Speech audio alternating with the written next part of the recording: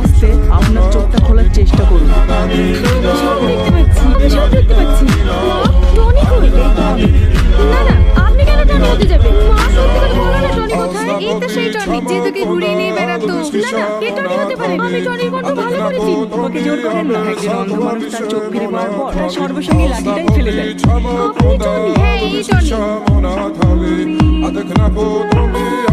কি ব্যাপার, পিছিয়ে যাচ্ছে কেন? ফুচকা খাবে না? তাড়াতাড়ি এসো। দাদা, আমাদের ফুচকা দিন। কি বাবা, কি যাচ্ছ? আগে তুমি খাও। ডাক্তারবাবু, এখানে সালমান নামে একটা পেশেন্ট আছে। আপনি তার চোখের অপারেশন হবে। আমি টাকা নিয়ে এসেছি। 10 লাখ টাকা ক্যাশ কাউন্টারে জমা হয়ে গেছে। এখনই অপারেশন হবে। আপনি এখানে সই করুন। তাহলে টনি কই? ওর জীবনেও আসবে না। তার মানে ওকে কিছু গুন্ডে তাড়া করে শেষ সময় ওখান থেকে পালিয়ে আসে। ওখান থেকে ওর পায়ে গুলি লেগেছে। তখন যখন আমি ওখান থেকে পালিয়ে আসি তখন বিশাল বড় একটা আওয়াজ হয়। সেই সময় দিনের দিকে তাকিয়ে দেখি বাড়িতে আগুন ধরে গেছে। সালমা যদি টনির মারা যাওয়ার কথা জানতে পারে, ও তো কাঁদতে কাঁদতে পাগল হয়ে যাবে। এই সময় পেশেন্টকে কান্না করতে দেওয়া যাবে না।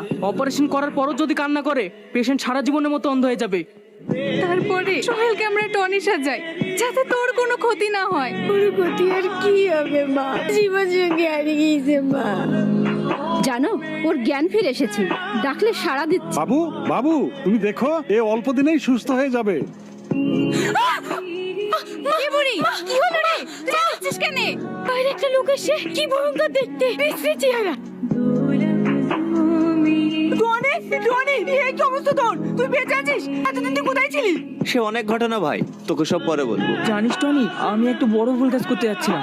এবার তুই চলে এসেছিস, সব ঠিক হয়ে যাবে। কি ভুল কাজ করতে যাচ্ছিলি? আমার সঙ্গে সালমার বিয়ে ঠিক হয়ে গেছে। আর 4 দিন পরে আমাদের বিয়ে। এবার তুই চলে এসেছিস, ওই দিনে তোদের দুজনের বিয়ে দিয়ে দেবো। না না, আমি এই বিশ্রী চেহারা নিয়ে ওকে বিয়ে করতে পারবো না। তুই ওকে বিয়ে করিস, ওর সুখে আমার সুখ। আপনি আর অমত করেন না। ওর বিয়েটা দিয়ে আমি এখান থেকে চলে যাবো। আর হ্যাঁ, ও যেন কোনোভাবে বুঝতে না পারে আমি টনি।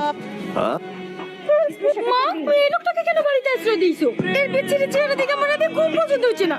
মানুষ কিভাবে বলতে হয় না, কিন্তু ও যেন আমার সামনে না আসি।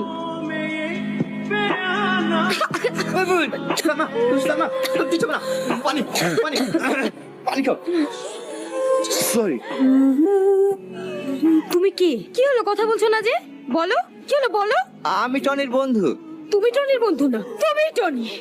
তোমার এই কণ্ঠের আওয়াজ সব সময় আমার কানে ভাসে। হ্যাঁ, আমি সে টনি।